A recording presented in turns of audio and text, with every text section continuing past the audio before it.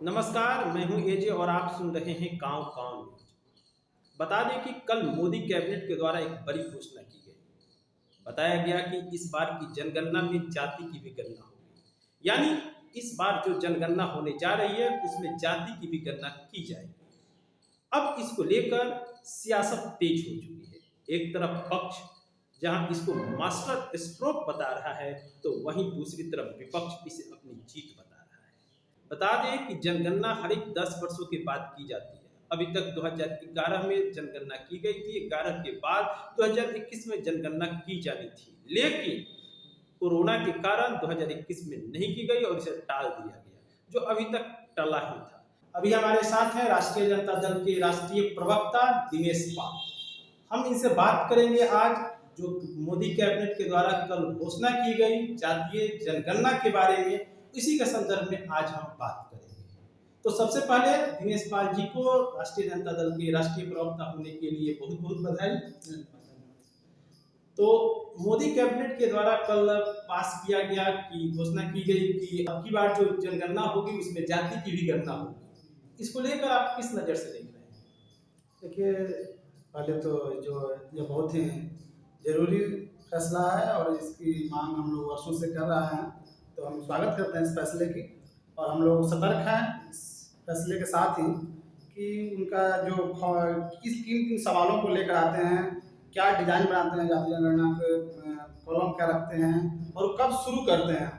कहीं ऐसा तो नहीं है कि बिहार में चुनाव इसलिए शगुफा छोड़ दिया गया और चुनाव के बाद शांत पड़ जाए। इन सब पे हम लोग नजर रखेंगे। और यह तो आप देखेंगे कि जब हमारे नेता आदरणीय लालू प्रसाद यादव जी जब राष्ट्रीय अध्यक्ष थे जनता दल के, उस समय तब उस समय जब देवगौड़ा साहब की सरकार बनी थी, उसके कैबिनेट देवगौड़ा साहब के कैबिनेट में भी यह प्रस्ताव पास हुआ था कि जाति जनगणना 2001 में जब जनगणना होगी तो उसके साथ जाति की गणना भी होगी। लेकिन उसके बाद अटल बिहारी वाजपेयी जी के नेतृत्व की एनडीए सरकार बन गई और उन्होंने 2001 की जनगणना में इसको नहीं कराया जनगणना। तो उस समय से हम लोग यानी कि आज से लगभग 3 दशक पहले से हमारी पार्टी इसको मजबूती से मांग कर रही है। और यह इसके बाद अब 2010 में देखते हैं, 2010 के में लोकसभा में सर्वसम्मति से प्रस्ताव पास हुआ था। उस समय भाजपा के जो हुकुमदेव जी थे और मुंडे जी थे, ये लोग साथ में थे और बात हुई थी कि 2011 में के जनगणना में जाति जनगणना होगी। लेकिन जिस कांग्रेस के राहुल गांधी ने स्वीकार नहीं किया, कुछ नेताओं की वजह से वो नहीं हुआ उसमें। और उन्होंने फिर उसके बाद आदरणीय लालू जी, आदरणीय मुलायम सिंह यादव जी, शरद यादव जी, इन लोग जब दबाव बनाए, तब उस समय की डॉक्टर मनमोहन सिंह की सरकार में हुआ कि सोशियो इकोनॉमिक कास्ट सेंसस मतलब पिछड़े आर्थिक पिछड़ेपन और जाति जनगणना को करके उन लोगों ने एक रिपोर्ट मतलब जनगणना की। लेकिन उसका रिपोर्ट आते आते सरकार बदल गई और मोदी जी प्रधानमंत्री बन गए। तो 2014 में तो गणना की गई थी। हाँ, 2014 में गणना की गई, लेकिन जब मोदी जी की सरकार आई तो अरुण जेटली और उनके जो सरकार कैबिनेट के लोग थे उन्होंने कहा कि डाटा करप्ट हो गया है या डाटा पब्लिश करना असंभव है, और लोगों ने डाटा नहीं जारी किया, जिसके खिलाफ हमारे राष्ट्रीय अध्यक्ष आदरणीय लालू जी राजभवन मार्च भी किया था। उन्होंने कहा कि राज्यपाल से कि आप क्या वहाँ कहो कि आपको जुलाई 2015 में उन्होंने राजभवन जेपी गोलंबर से राजभवन मार्च निकाला था और उसने मजबूती से मांग की थी। तो ये जाति जनगणना की मांग लगातार शुरू से ही, खासकर मंडल के मेन जो मुख्य रूप से इसकी जो जरूरत महसूस हुई, अब काका कालेलकर आयोग की जब बनी उस समय भी उनको लगा कि नहीं, जाति आंकड़े नहीं रहेंगे तो आप कैसे बनाएंगे। उसके बाद जब मंडल कमीशन बना और मंडल जी जब अपना रिपोर्ट तैयार कर रहे थे, उन्होंने 3 बार लिखा, ज्ञानी जय सिंह जब को भी लिखा था कि आंकड़े की जरूरत है, जाति जनगणना कराई जाए। तो कई बार उस समय से बात जारी है और हमारे जितने सामाजिक न्याय के नेता हैं, और चाहे वो रामविलास पासवान जी क्यों न रहे हों, मनोहर कांसी साहब ही रहे हों, सब ने मांग कर रहे थे। लालू जी तो बहुत मजबूती से करते रहे। तो यह जो फैसला है हमारी जीत है, उन सामाजिक न्याय के लोग समर्थकों की जीत है। इसको मास्टर स्ट्रोक कह रहा है। देखिए, आप अगर ध्यान दिए होंगे कल से, तो जितना भाजपा इससे खुश नहीं है, जितना सेलिब्रेट नहीं करा, उससे ज्यादा वो सामाजिक न्याय के लोग, जो विपक्ष के लोग हैं, वो उससे खुशी मना रहे हैं। तब संभवतः पहली बार आप देखेंगे 2014 के बाद शायद पहली बार ऐसा कोई फैसला हो भाजपा का जिसको इतना स्वागत हम लोग वहीं पे थे, प्रवक्ता साहब के साथ सब प्रवक्ता लोग थे। तो पुलिस स्वागत हो रहा है, क्योंकि यह उनका मुद्दा नहीं है, यह मुद्दा हम लोग का था। वो लोग तो विरोध करते थे। अच्छा। अब देखेंगे कि खुद उनके जो आरएसएस है, मोहन भागवत जी ने कहा था कि जब जाति की गणना होगा तो पैमाने से पड़ेगा। आप उनके योगी जी को देखिए, सदन में उन्होंने उसकी आलोचना की थी, और भाजपा के तमाम नेता।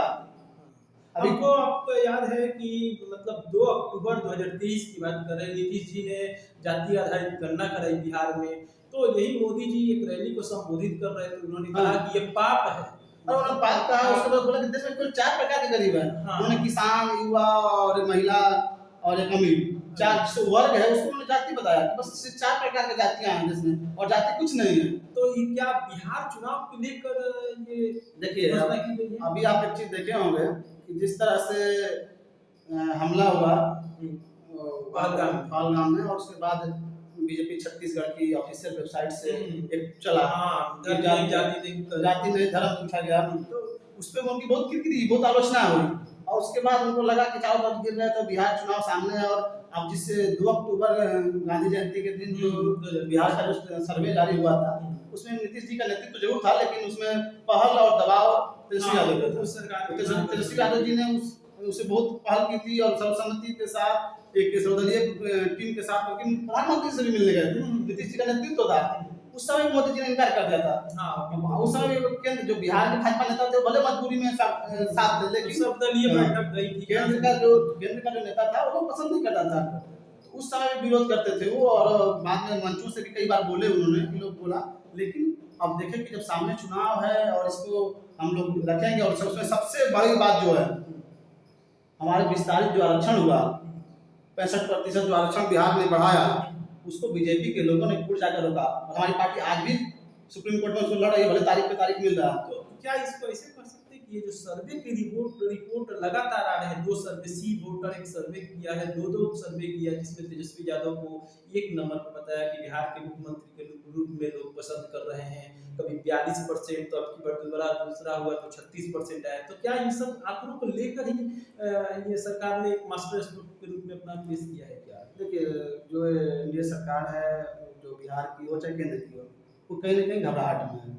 और 17 महीना का कार्यकाल रहा है हमारे नेता तेजस्वी जी, जिसमें मुख्यमंत्री रहे हैं, उसमें कई महत्वपूर्ण काम हुए हैं, जिसमें 2 बहुत महत्वपूर्ण काम रहा है। उसमें एक तो रोजगार, जहाँ जाति धर्म को जो मुद्दा धर्म का बना के ध्रुवीकरण करते थे, वहाँ हम रोजगार पे ला दिया। और रोजगार जब कहा था तो लोग यही नीतीश जी कहे थे कहाँ से लाए, बाप के घर से लाएगा। लेकिन बाद में उनके जब साथ आया और नौकरी दिया, तो रोजगार बहुत महत्वपूर्ण मुद्दा रहा। और दूसरा रहा जाति जनगणना, और जाति जनगणना की रिपोर्ट आने के बाद आरक्षण का विस्तार, 65% आरक्षण हुआ, जिससे जो बाद में कोर्ट में लगवाया।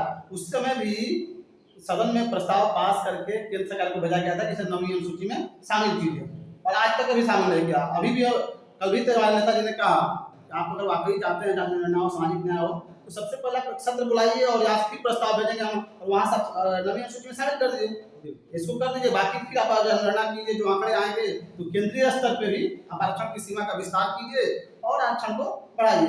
तो कहीं न कहीं उस 2 काम से बिहार के लोग हमारे तेजस्वी जी को बहुत पसंद करने लगे हैं, और उनका ग्राफ सीधे बढ़ गया। और इस चुनाव में जितना भी सर्वे हो रहा है उसमें बहुत आगे जा रहे हैं, मतलब आसपास का भी नहीं, बड़ा अंतर दिख रहा है। और नीतीश जी के, हमारे जो मुख्यमंत्री है, उनकी जो स्थिति है, उनके स्वास्थ्य की कामना करेंगे, तो उस पर हम नहीं टिप्पणी करेंगे। इसको लेकर लग रहा है कि एक तरफा माहौल बनने लगा, और हमारे तेजस्वी जी का के नेतृत्व में महागठबंधन जिस तरह का स्थिति, महागठबंधन सरकार बनने की स्थिति में है, उससे वो लोग घबराए हुए हैं। तो वो आके हम लोग के मुद्दों को आगे लाए हैं कि इस पे, लेकिन हम स्वागत करते हैं, हमारा मुद्दा है, हम जीत महसूस करते हैं, और हम लोगों का जीत जश्न मनाया इसका। हालांकि अगर देखें तो विपक्ष के केवल ये पहले मुद्दे नहीं थे, कुछ अन्य भी मुद्दों को अगर हम देखें तो या तो उसको स्थगित करना पड़ा सरकार को, मोदी सरकार को, या मैंने वापस कैसे कृषि कानून वो लिया था, एनआरसी की बात करें, सीए की बात करें, एक तरीके से स्थगित किया। कई मुद्दों पर रोस्टर जो आप विश्वविद्यालय में हम आए तो विश्वविद्यालय की पीड़ा को महसूस करते हैं। तो एक तरीके से कह सकते हैं क्या कि एक तरीके से राहुल का सिस्टम ही काम कर रहा है, सरकार मोदी की है, मोदी गवर्नमेंट है, लेकिन सिस्टम जो काम कर रहा है विपक्ष का काम कर रहा है। विपक्ष अभी जो है, खासकर राहुल गांधी जी को भी चले जाता है, राहुल गांधी जी हुए, अखिलेश जी हुए, तेजस्वी जी हुए, हमारे तमाम नेता जो बहुत मजबूती से मुद्दा को रख रहे हैं, और कहें कि आप अखिलेश जी को कहा है ना, वहाँ सदन में भी कहा था, हमारे वहाँ सांसद मनोज झा जी मजबूती से रखते हैं कि आप करा दीजिए, नहीं तो हम आएंगे तो कराएंगे। हम्म, तो वो उनकी जैसे एक तो दो हमारे नीतीश जी और नायडू जी के बैसाखी पर सरकार चल रही है, और इधर से दबाव विपक्ष बहुत आक्रामक है, तो वो कहीं न कहीं मजबूर हैं हमारे मुद्दे पे आने के लिए और हमारी बात सुनने के लिए। सुनने के लिए। वो आप अभी जिस तरह से आक्रामकता है, वो याद आती है कि किस तरह से कांसी राम जी, रामविलास पासवान जी, नीतीश जी, शरद यादव जी, लालू जी सब जब मुद्दे को मजबूती से रखते थे, सदन में आप मंडल कमीशन के दौर का याद कीजिए। अगला कदम आप लोगों का क्या होगा? अब तो घोषणा हो गई। हम लोग घोषणा हो गई, हम लोग इस पे कई नजर रखेंगे। हम लोग डेट की मांग कर रहे हैं, सरकार तिथि तय करे कि हमारी जनगणना कब कराएंगे, और उसमें हम लोग देखेंगे कि क्या क्या वो लोग पूछता है, क्या उसमें, क्योंकि जो मुख्य बिंदु हैं, जो हमारा किस क्षेत्र में क्या भागीदारी है, नौकरियों में कहाँ है हम लोग, प्राइवेट मतलब जहाँ जहाँ जो जो सरकारी विभाग है उसमें हम दलित, अति पिछड़ा पिछड़ा उसकी भागीदारी क्या, आदिवासी की भागीदारी क्या, ये चिन्हित कर रहे हैं कि नहीं, इस पर देखेंगे। उसके बाद हम लोग कहेंगे जैसे आंकड़े आए उसके बाद भागीदारी दी जाए, जनसंख्या जितनी भारी हो, जिसकी संख्या ज़्यादा भारी हो, उसके अनुसार आप आरक्षण का विस्तार कीजिए और उसको बढ़ाइए और आरक्षण दीजिए। उसके साथ ही मान्यता ने मांग की, जैसे अब SC/ST के लिए MP चुनाव में, MLA चुनाव में सुरक्षित सीटें हैं, उस तरह अति पिछड़ा के और पिछड़ा के लिए भी कानून बनाया जाए, और ताकि उनको भी सही भागीदारी मिले। अच्छा, ऐसा नहीं ना हो सकता कि जिस तरह महिला आरक्षण को बढ़ाया गया, मतलब पास तो करा दिया गया, लेकिन वो अभी तो उस तरह से तो ये नहीं हो सकता कि केवल घोषणा करके छोड़ दे। इसलिए हम लोग बोल रहे हैं कि हम लोग चौकन्ना है, कहीं ऐसा ना हो कि महिला आरक्षण के भागीदारी के जो लाया गया, प्रतिनिधित्व के लिए लाया गया था, उस तरह कहीं ठंडे बस्ते में न डाल दें। हाँ, तो क्योंकि इस सरकार के शुरू से देख रहे हैं कि जुमला फेंकने में बहुत आए है, तो कभी कभी बैक फुट पे चल जाए, कभी बैक हो जाए, तो उस तरह हम लोग इसके घेरेंगे। और हम लोग तैयारी में हैं कि हम लोग देख रहे हैं कि ये विधानसभा चुनाव से पहले शुरू करते हैं कि नहीं करते हैं। तो ऐसा नहीं कि बिहार के चुनाव को नजर में रखते हुए, मद्देनजर रखते हुए लाया, ऐसा अगर करते हैं तो बिहार का जनता तो ऐसे बहुत जागरूक है, और बिहार में सर्वे हो चुका है, तो उनका जवाब जनता भी देगी और हम लोग तैयार करेंगे। और इसको हम लोग मंडल कमीशन से भी जोड़ के देख रहे हैं। मंडल कमीशन का मंडल आयोग जो हुआ, और जब बिहार में कर्पूरी ठाकुर जी ने जो आरक्षण लागू किया था, तो उससे मुंगेर लाल की रिपोर्ट पे, तो उसका एक अगला पड़ाव हम लोग देख रहे हैं। निजी सेक्टर में भी आरक्षण की अब मांग, बिल्कुल मांग, तो मंडल आयोग में भी इसकी बात की गई है। और सरकार ने तो घोषणा जाति गणना की है, जनगणना की है, लेकिन अब क्या मांग तेजी से उठेगी?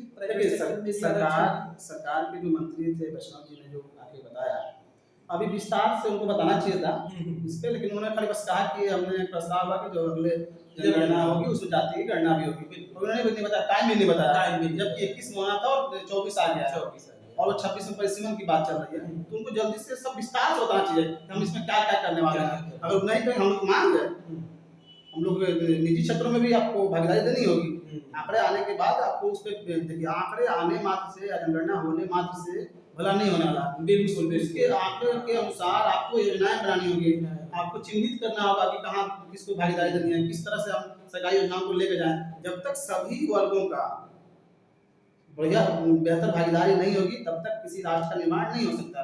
तो राष्ट्र का अगर बेहतर निर्माण करना है, सरकार को आंकड़ा जुटाना होगा, आंकड़ों को चिन्हित करना होगा, उसके अनुसार उनको योजनाएं बनानी होगी, तब जाकर भागीदारी होगी। आज भी देखेंगे विश्वविद्यालय में एक तरफा है, सच सेक्रेटरी लेवल में एक तरफा है, तो दलित अति पिछड़ा बहुत से पदों पर मतलब एक तरफा मतलब देखने को मिलता है, यानी SC/ST OBC का प्रतिनिधित्व बहुत ही कम है। और वहाँ पे जो लोग हैं वो दूसरी तरफ इसका विरोध भी करते हैं, और जो जनगणना की मांग करते थे, जिसे आप देखेंगे एक बार निकला था 3 याद आज मुलायम जी, अखिलेश, शरद जी और लालू जी को, तो इस तरफ जातिवादी करते हैं, लेकिन जबकि वो खुद वहाँ बैठ के जातिवाद का नंगा नाच करते हैं। आप किसी भी विश्वविद्यालय में जाकर देखें, वहाँ का कुलपति है तो किस तरह जातिवाद तो रिपोर्ट है कि खाली ही है, कोई है ही नहीं। हाँ, केंद्रीय विश्वविद्यालय खाली है, ही नहीं, इस तरह की रिपोर्ट। तो ये सब चीजें तो उस जनगणना के बाद निश्चित तौर पर लोगों को लाभ जरूर मिलेगा। जनगणना के आधार पे आंकड़ा, सरकार की नियत पे भी, सरकार किस तरह की आंकड़े के बाद काम करती है, क्या योजनाएं बनाती हैं, किस तरह से जनता को उसको जो भागीदारी देती है, उस हाशिए के तबका, जो पिछड़ा, जो आदिवासी, दलित जो है, पिछड़ा का जो वर्ग है, सबको जो किस तरह से समायोजित करके देश के विकास में हम उसको भागीदारी में सहभागी बनाएं, इस पर विचार। अच्छा, इस मतलब घोषणा को लेकर टाइमिंग के लेकर भी सवाल उठ रहे हैं। अभी तो जैसे पहलगाम में आतंकी हमला हुआ था, तो सारे लोगों की नज़र हमारे पड़ोसी जो मुल्क है और मतलब पाकिस्तान, उस पर थी कि इस तरह की मतलब आतंकी हमले कर रहा है, तो लेकिन क्या उस बीच में इसको ले आना, अब इसके टाइमिंग को लेकर भी सवाल निकल रहे हैं, क्या ये भी कुछ बात है क्या ऐसे? देखिए कई बार ऐसा लग रहा है कि जो केंद्र सरकार है उसको अभी सबसे प्राथमिकता में बिहार चुनाव दिख रहा है। क्योंकि उस दिन भी आप ध्यान दीजिएगा, जब सर्वदलीय बैठक बुलाई गई दिल्ली में और सब पार्टी के लोग गए, हमारे यही प्रधानमंत्री जी, माननीय प्रधानमंत्री जी विदेश दौरा रद्द कर दिए, लेकिन उस सर्वदलीय बैठक में न जाकर बिहार में मधुबनी में आके भाषण दे रहे थे और चुनाव प्रचार में उस पर संवेदनहीनता दिखी। हमारे माननीय मुख्यमंत्री जी और जिस तरह से वो लोग अट्टहास कर रहा था, बड़ा जनता उससे बड़ा आक्रोशित हुई कि जहाँ एक तरफ पूरे देश की जनता उम्मीद लगाए हुई है कि कैसे उन आतंकवादियों को मुंहतोड़ जवाब दिया जाए, उस तरह उस स्थिति में आप चुनाव आके दौरा कर रहे हैं और अट्टहास कर रहे हैं, ये ठीक नहीं है। तो उनका कहीं ना सबसे बड़ी जो नजर है, प्राथमिकता है, वो बिहार के चुनाव पे है। तो हो सकता है वो एक कारण रहा हो और भी कुछ कारण होंगे, उनकी मजबूरियां होंगी, तो वही बताएंगे, लेकिन कहीं ना कहीं उनकी प्राथमिकता बिहार का विधानसभा चुनाव है। कहीं चलिए, और एक जाते जाते एक हम सवाल और करना चाहते हैं, इस तरह जो यूट्यूबरों पर जो सरकार चाबुक चला रही है, खासकर दो चीज़ों को देख सकते हैं कि 2 दिन पहले संजय शर्मा की 4 PM चैनल है, उस पर भी सरकार ने मतलब रोक लगा दी। उसके एक दिन पहले नेहा राठौर जो हैं वो गाती हैं, उन पर भी मतलब FIR दर्ज हुए हैं। तो इसको लेकर विपक्ष कहाँ है, क्या कर रहा है? देखिए आप विपक्ष के साथ है और आप सरकार का जो रवैया है तानाशाही वाला, तो आप देख सकते हैं, वो पत्रकारिता में नहीं लेकिन न्यायपालिका में भी देख सकते हैं कि किस तरह से उनका निशिकांत दुबे जो सांसद है गोड्डा से भाजपा का, वो सुप्रीम कोर्ट के खिलाफ भी किस तरह का बयान दे रहा है, मतलब सुप्रीम कोर्ट पे न्यायपालिका पर भी दबाव बना रहे हैं। और दूसरी तरफ चाहता है कि जितने पत्रकार हैं, चाहे जो भी मीडिया हाउस है, वो चैनल हो, वो सब चाहते हैं हमारे गोद में बैठ के हम जो कहें वही करें, और उनको जो सवाल पूछने वाला लोग है उसको जबरदस्ती दबाना चाहते हैं।